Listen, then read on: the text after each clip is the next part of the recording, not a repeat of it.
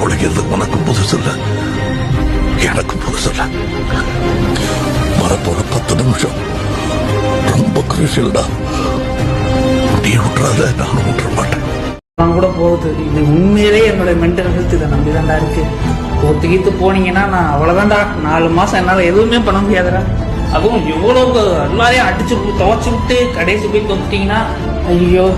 ஒரு பக்கம் hype high லெவலில் இருந்தாலும் என்னை பொறுத்தவரையும் வந்து வேணாம்.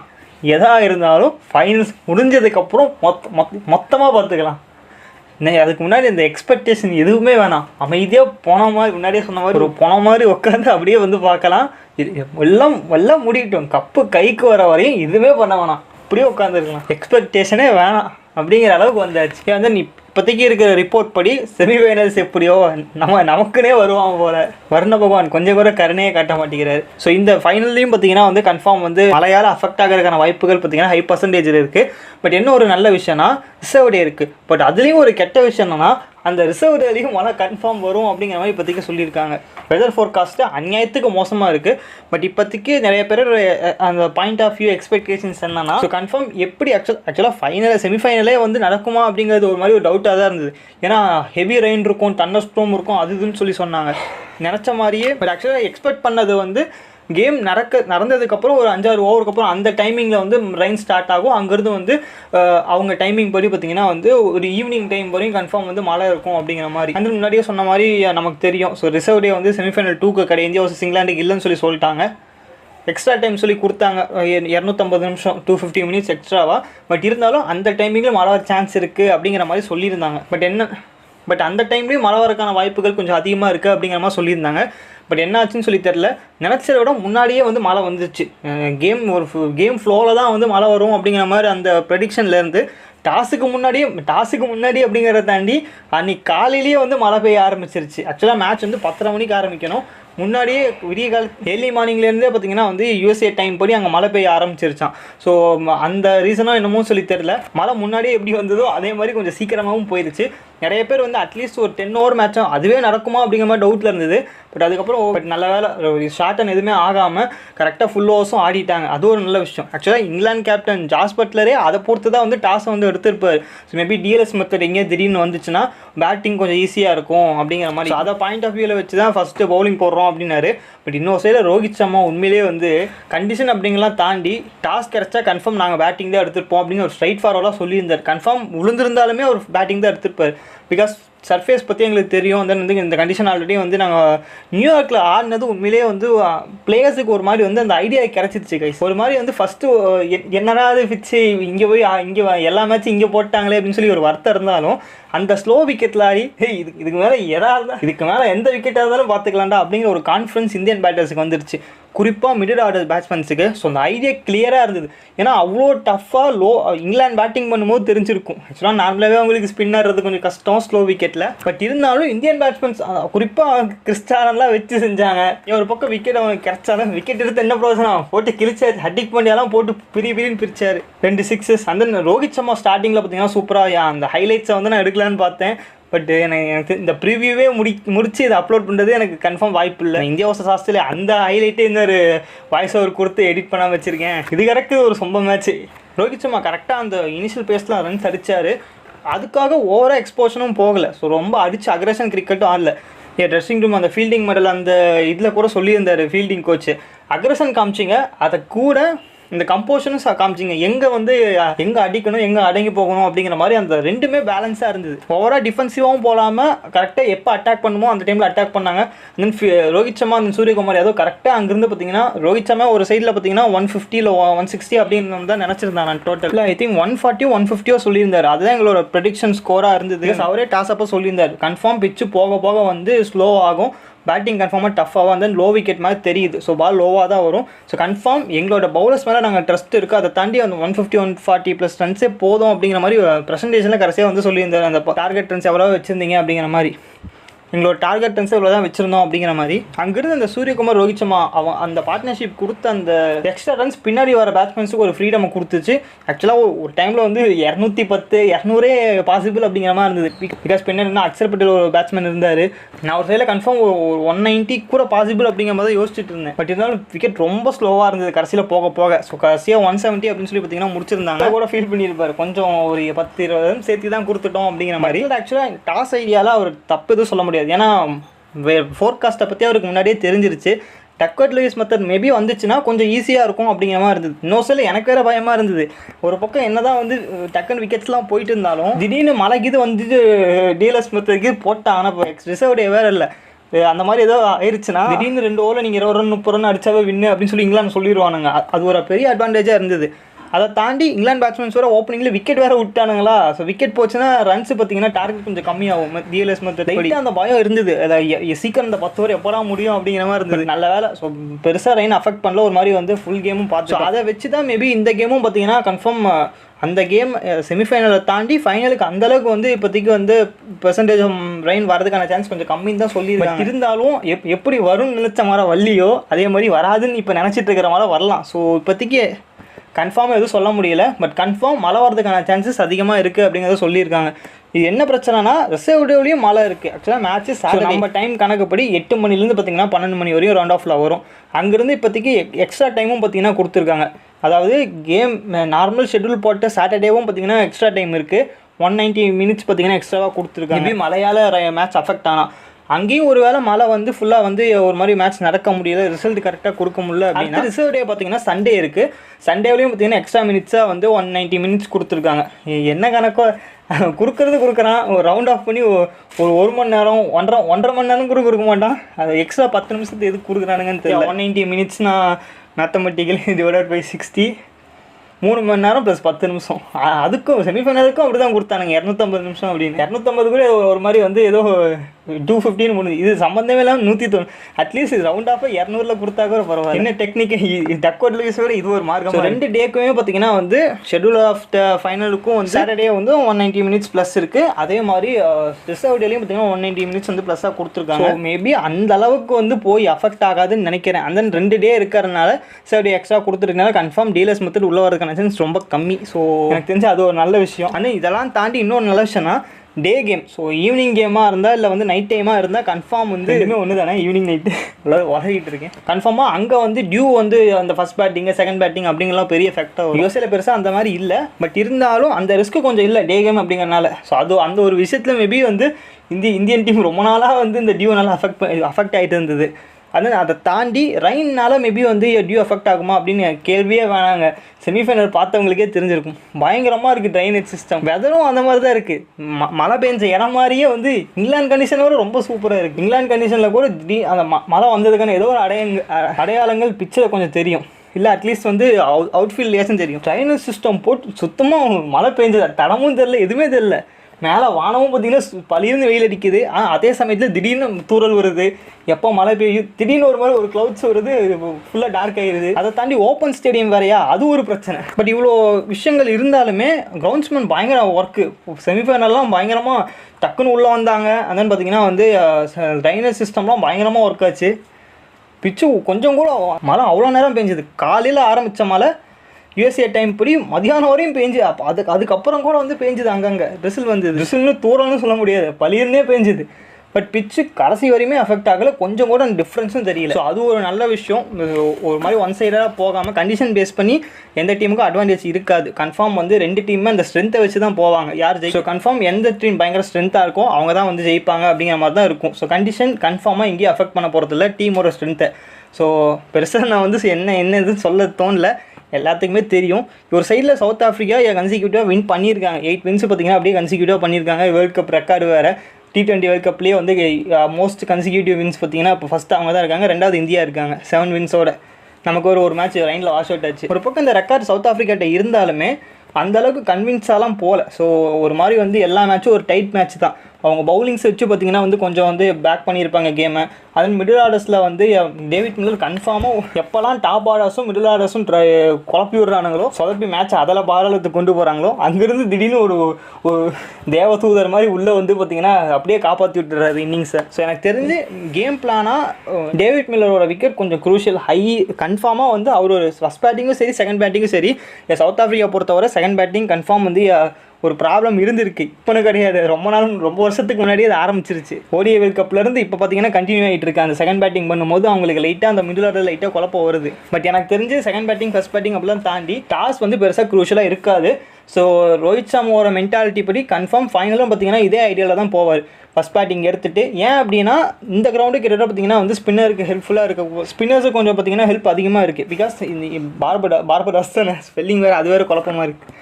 பார்படாஸ் பிச்சை பொறுத்தவரையும் maximum player of the match பார்த்தீங்கன்னா வந்து ஃபுல்லாக ஸ்பின்னர்ஸ் தான் வாங்கியிருக்காங்க. வந்து இந்தியன் டீமும் ஆப்கானிஸ்தான் மேட்ச்சில் சூப்பராக இங்கே தான் ஆடினாங்க.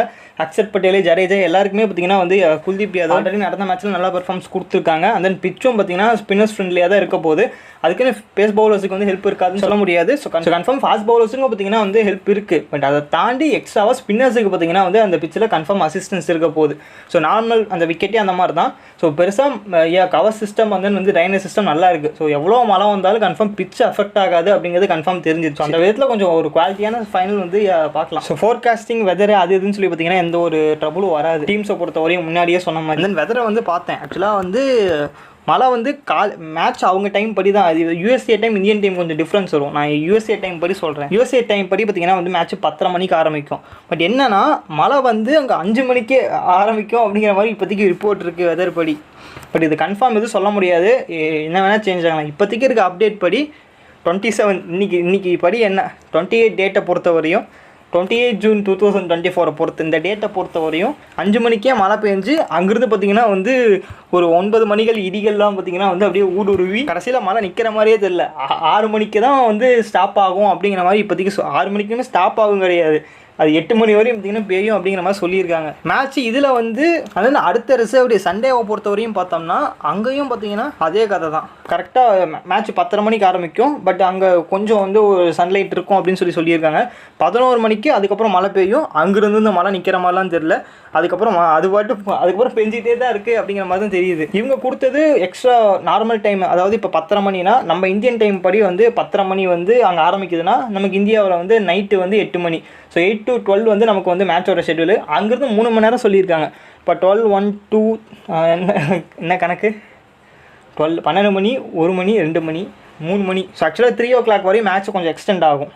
நம்ம டைம் படி நைட்டு 3 மணி வரை எக்ஸ்டெண்ட் ஆகும். அவங்க டைம் படி என்ன ஆகும்னா 10:30 மணிக்கு ஸ்டார்ட் ஆகுதுன்னா நார்மலாக வந்து 10, 11, 12, 1, 2 ஒரு 5 மணி வரையும் 5:30 வரையும் பார்த்தீங்கன்னா வந்து அவங்களோட டைம் படி வந்து இருக்கும். அதாவது அவங்களுக்கு பொறுத்தவரை ஈவினிங்கு, நமக்கு அந்த ஈவினிங் 5:30 மணி வரையும், நம்மளை பொறுத்தவரையும் நைட்டு 3 மணி வரையும். இதே சேம் டைமிங் தான் அடுத்த ரிசர்வ் டேக்கும் பார்த்தீங்கன்னா அவங்க அலாட் பண்ணுறது. இருக்கிற வெதர் அந்த மாதிரி தான் தெரியுது. பட் ஃபுல்லாக இதே மாதிரி இருக்குமா அப்படின்னு சொல்ல முடியாது, சேஞ்ச் ஆகும். And then as a rule படி செமிஃபைனல் பிளே ஆஃபுக்கு பார்த்தீங்கன்னா கன்ஃபார்ம் 2 டீமே, அதாவது குறைஞ்சபட்சம் 2வது பேட்டிங் பண்ணுற டீம் 10 hours ஆச்சும் ஆடி இருக்கணும். ஸோ அப்போ 10 hours அப்படி ஒரு வேலை ஆடலினா ஸோ என்ன ஆகும் அப்படின்னு சொல்லி கேட்டிங்கன்னா கப்பை ஷேர் பண்ணிடுவாங்க south Africa and then India.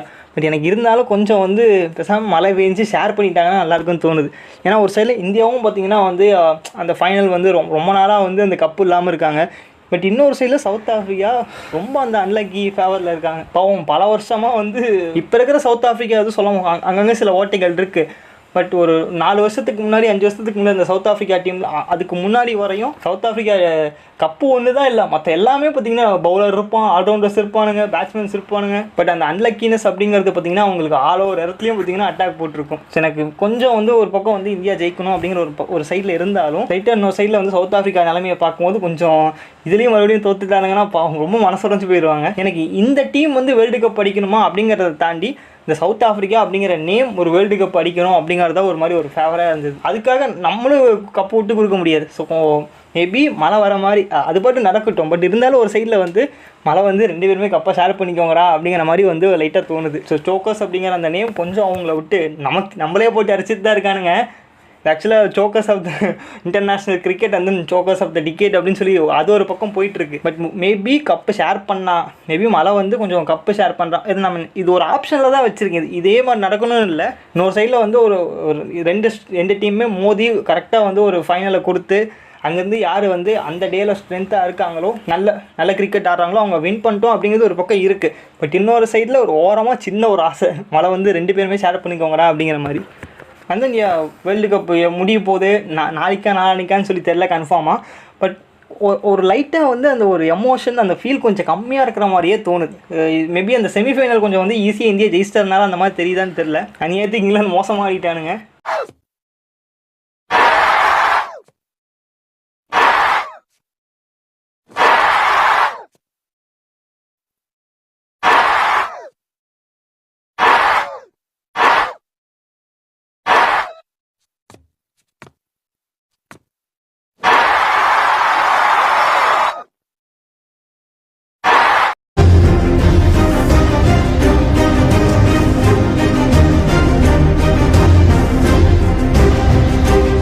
But இருந்தாலும் எல்லாமே ஒரு மாதிரி ஒரு கம்ஃபர்டபுள். இந்தியா ஆஸ்திரேலியா மேட்சை தான் அது ஒரு மாதிரி பயங்கர ப்ரெஷராக இருந்தது. பிகாஸ் அவனுக்கு இது வந்து ஜெயிச்சுட்டு உள்ளே இது வந்துட்டானாங்கன்னா ஐயோ மறுபடியெல்லாம் ஹார்ட் பிரேக்கை தாங்க முடியாது. கன்ஃபார்ம் உள்ளே வந்தால் சவுத் ஆஃப்ரிக்கா போட்டு ஃபைனல் வந்திருந்தாலும் வந்திருப்பானுங்க, சொல்ல முடியாது. ஸோ அது ஒரு பக்கம் பேக் ஆஃப் மைண்டில் இருந்தாலும் இந்தியாவுக்கும் அது ஒரு க்ரூஷியல் கேம், கன்ஃபார்ம் வின் பண்ணணும் அப்படிங்கிற மாதிரி இருந்தது. ஒரு மாதிரி கம்ஃபர்டபுளாக இருந்தாங்க. பட் இருந்தாலும் எதுக்கு ரிஸ்க்கு அப்படிங்கிற மாதிரி ஒரு பக்கம் தோணிட்டு இருந்தது. ஸோ அந்த ஒரு மேட்சை தாண்டி அந்த டிராவிஸ் ஹெட் அந்த மேட்சில் அடிச்சிட்டு இருந்தான். மேக்ஸ்வெல் திடீர்னு சிவஸ்வீப்லாம் ஆடிட்டு இருந்தான் ஜடேஜாவை. அந்த ஒரு மேட்ச் மேபி பார்த்தீங்கன்னா கொஞ்சம் வந்து க்ளோஸாக போச்சு. ஸோ அதுக்கப்புறம் ஒரு பாகிஸ்தான் கேம் வந்து ஒரு டைட்டாக போச்சு, கம்மி ரன் அடிச்சு அங்கேருந்து பயங்கரமாக டிஃபெண்ட் பண்ணாங்க.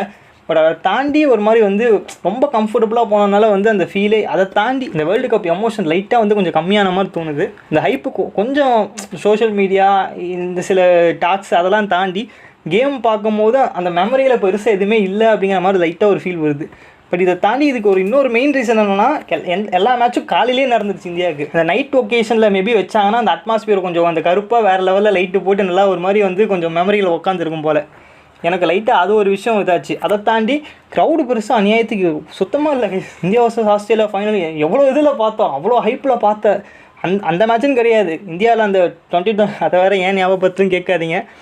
பரவாயில்ல, அந்த வலிக்கு கரெக்டான மருந்து வந்துட்டுருக்கு. கொண்பட்ட மனசை அந்த மருந்து போட்டு ஆற்றிக்கலாம், வெயிட் பண்ணுவோம். போராடி 2022 ஆஸ்திரேலியாவில் அந்த வேர்ல்டு கப்புக்கும் அந்த ஃபேன்ஸோட அட்மாஸ்பியர் ஒரு மாதிரி வந்து பயங்கரமாக இருக்கும். ஸோ அது லைட்டாக வந்து யூஎஸ்ஏலையும் சரி வெஸ்ட் இண்டீஸ்லேயும் சரி மிஸ் ஆன மாதிரி லைட் தோணுது. அதை தாண்டி வந்து ஓப்பன் ஸ்டேடியம் வேறு, அநியாயத்துக்கு வந்து மேட்சை தாண்டி வேறு என்னென்னமோ அந்த பக்கம்லாம் தெரியுது. இன்னும் ஆடியன்ஸும் பார்த்திங்கன்னா அந்தளவுக்கு வந்து அதிகமாக வந்த மாதிரி தெரில. ஆடியன்ஸோட அந்த எமோஷன்ஸு போன வேர்ல்டுக்கு T20 போன ஓடிஐ வேர்ல்டு கப்லலாம் வந்து அந்த பாகிஸ்தான் அப்புறம் மொஹம்மத் ரிஸ்வான் விக்கெட் இருக்கும்போதெல்லாம் அந்த மாதிரி ஒரு பெரிய க்ரௌடை பார்த்துட்டு இந்த பக்கம் ஒரு மாதிரி லைட்டாக வந்து அந்த ஃபேன்ஸோட அட்மாஸ்பியர் லைட்டாக கம்மியாக இருக்கனால நமக்கு ஒரு மாதிரி வந்து அந்த எமோஷன் லைட்டாக வந்து கொஞ்சம் கம்மியாக அந்த மாதிரி தெரியுது. ஸோ இதை பற்றி நீங்கள் என்ன நினைக்கிறீங்க அப்படிங்கிறத கமெண்ட்ஸில் போட்டு விடுங்க. எனக்கு மட்டும்தான் அப்படி தோணுச்சா இல்லை உங்களுக்கும் தோணுச்சு? மெயின் ரீசன் நைட் மேட்ச் ஒன்று, அது எனக்கு கன்ஃபார்மாக நான் சொல்கிறேன். டேயில் நடக்கிறக்கும் டேயில் ஒரு மாதிரி லைட்டாக வந்து ஒயிட் பால் கேம் லைட்டாக வந்து அந்த டே டைமில் நடக்கும்போது அந்தளவுக்கு வந்து ஒரு ஃபீல் வரல. நைட் டைமாக இருந்தால் கன்ஃபார்ம் வந்து அந்த அட்மாஸ்பியர் அந்த கருப்பாக லைட் அங்கங்கே போட்டு ஒரு மாதிரி அந்த பேக்ரவுண்ட் நல்லா ஒரு அட்ராக்டிவாக இருந்திருக்கும். காலையில் பார்த்தோன்னா ஒரு மந்தமாக இருந்தது. நமக்கு இங்கே நைட் டைமு சில மேட்ச்லாம் வந்து ரொம்ப சொங்கி போயிடுச்சு, ஸ்பிட்ச் அந்த மாதிரி இருந்தது. அது ஒரு மெயின் ரீசன். பெருசாக வந்து ஸ்கோர்ஸே வரல. நமக்கு வந்து நியூயார்க் பிச் அந்த மாதிரி அது ஒரு காரணம். அதுங்க அதை தாண்டி அதை தாண்டி ஃபேன்ஸோட அட்மாஸ்பியர் கொஞ்சம் வந்து ரொம்ப கம்மியாக இருந்த மாதிரி இருந்தது. இது ஒரு பெட்டர் புரிகிற மாதிரி எக்ஸ்ப்ளனேஷனில் சொல்லிட்டா, ஐபிஎல்லும் சரி இன்டர்நேஷனல் மேட்ச்லேயும் சரி கேமராமேனோட ஒர்க்கு பயங்கரமாக இருக்கும். அங்கங்கே பொண்ணுங்களை வளச்சலிச்சு காமிப்பேன். பட் கேமராமேனுக்கே இந்த தடவை பார்த்தீங்கன்னா வந்து காமிக்க பொண்ணு இல்லை போல். ரொம்ப கஷ்டப்பட்டு அநியாயத்துக்கு ஒரு மேட்ச்சில் சராசரியாக 2-3 பொண்ணுங்களை தான் பார்த்தீங்கன்னா ஒரு கவர் பண்ண முடிஞ்சுது. இது கேமராமேன் யூஎஸ்ஏ கேமராமேன்ஸ் அந்த மாதிரி ஸ்ட்ரிக்ட் ஆகிட்டான். இது கேமராமேன் ஒரு மாதிரி வந்து ஒரு டிசிப்ளினாக ஆகிட்டாங்களா இல்லை வந்து இன்னொரு விதமாக இது வந்து ஃபேன்ஸ் கொஞ்சம் வந்து அந்த கம்மியாக இருக்காங்க அப்படிங்கிறத வந்து சொல்ல முடியும்னு நினைக்கிறேன். ஃபேன்ஸ் கம்மியாக இருக்காங்களா அப்படிங்கிறத தாண்டி ஸ்டேடியம் வந்து அந்தளவுக்கு வந்து பெருசு இல்லை. எல்லாம் ஓப்பன் ஸ்டேடியமாக இருக்குது. ஃபேன்ஸ் கொஞ்சம் ஆர்கனைஸாக வந்து அந்த சவுண்டு கொடுத்து அந்த அட்மாஸ்பியரே ஒரு மாதிரி வந்து மிஸ் ஆன மாதிரி இருந்தது. சரி, ஓகே, இந்த பக்கம் நம்ம பிளேயிங் லெவலில் பார்த்தோம்னா, சாரி கைஸ், மொத்தமாக எல்லாத்தையும் பேசுகிறேன்னு சொல்லி நான் பாட்டு ஃப்ளோவில் பேசி அது ஒரு 45 நிமிஷத்துக்கு போயிடுச்சு. ஸோ இந்த வீடியோ நான் அப்படியே ஆக்சுவலாக போட்டேன்னா வந்து இதாகிடும். ஸோ மேபி பிளேயிங் லெவலை பற்றி வந்து கேம் பிளானு, ஸோ மேபி யார் வந்து அட்வான்டேஜ் இருக்குது, ஸோ ஓவர் அனலைசிஸ் ஏதாவது நீங்கள் பார்க்கணும்னு நினச்சிங்கன்னா அந்த வீடியோ நான் தனியாக வந்து பண்ணிட்டேன், கட் பண்ணி விட்டு. ஸோ அந்த வீடியோட லிங்க் டிஸ்கிரிப்ஷனில் இருக்குது. ஸோ அந்த எண்டு கார்ட்லையும் போடுறேன். ஸோ அங்கே பார்த்துக்கோங்க. இதுக்கு மேலே நான் வறுத்து தான் வச்சுருந்தேன் முன்னாடியே அருன்னு எடுத்து. பட்டு கட் பண்ணி 2ஆக போட்டுடலாம் வீடியோவை. பாப்பாய் கைஸ், எனக்கு கொஞ்சம் மனித நேயம் கருணையெல்லாம் இருக்குது. ஸோ தெரிஞ்சு எத்தனை பேர் இவ்வளோ நேரம் பார்த்துட்ருக்கீங்கன்னே தெரியல. பட் மேபி இதை தாண்டி அந்த 2 டீம்ஸோட ஸ்ட்ரென்த்து அண்ட் தென் வந்து மேபி கேம் பிளான் அந்த மாதிரி இருக்கும். எந்த பவுலர்ஸ் அந்த கண்டிஷனுக்கு ஏற்ற மாதிரி இருப்பாங்க, பிச் அந்த மாதிரி இருக்க போகுது, மேபி மழை வந்தாலும் எந்த மாதிரி டாஸ் எல்லாம் எந்த மாதிரி இருக்கும். அண்ட் தென் இந்தியன் டீமோட அந்த பேக் செட் ஆஃப் மைண்ட் எப்படி இருக்குது, அது ஒரு பயங்கரமாக இருக்கும். கேட்கணும்னு நினச்சிங்கன்னா ஸோ அந்த வீடியோ போய் பாருங்கள். இந்தியன் டீம் பார்த்திங்கன்னா ஒரு மாதிரி வந்து ஓவரால் அந்த டீம் மெம்பர்ஸ் எல்லாத்தையும் பார்த்திங்கன்னா ஒரு மாதிரி ஒரு ஃப்ரீடம் கொடுத்துருப்பாங்க. ஸோ நீங்கள் பார்த்து உங்கள் கேம் பிளான் போய் நீங்கள் ஆடுங்க அப்படிங்கிற மாதிரி. ஸோ அது ஒரு எக்ஸாம்பிளாக வந்து கூட நான் சொல்லியிருப்பேன் அக்ஷர் பட்டேலோட அந்த இதை வச்சு. ஸோ தெரிஞ்சுக்கணும்னு சொல்லி நினச்சிங்கன்னா ஐயா போய் பாருங்கள். கபாய்.